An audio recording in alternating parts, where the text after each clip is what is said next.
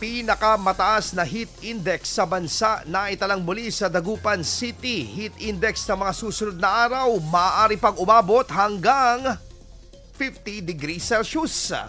Para sa detalye kasama natin, Idol Jam Victorio.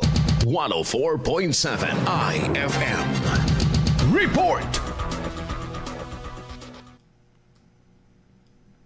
Muling pumalo sa 48 degrees Celsius ang nitalang heat index kahapon sa Dagupan City sa makailang beses na pagkakataon.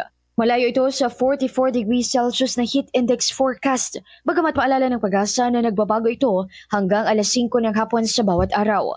Inihayag ng Weather Bureau na maaari pang umabot sa 50 degrees Celsius ang may tatalang heat index na maaring maranasan sa iba't ibang bahagi ng bansa. Aniya, ang pinakamataas sa heat index ay posibleng maranasan ngayong buwan ng Abril o sa buwan ng Mayo. Dagdag nila na kahit sa gabi ay maaari pa ring maranasan ang init ng panahon dahil sa ganap ng pag-iral ng dry season. Kaugnay nito, iginiit ng health authorities ang iba't ibang mga hakbang na makatutulong upang maibsan ang init na nadarama, lalo ngayong ilang mga Pangasinenses na ang nakaranas ng heat-related illnesses tulad ng heat cramps, heat exhaustion at heat stroke. Mula rito sa IFM Dagupan, ito si Idol Ronera Katatak, IFM.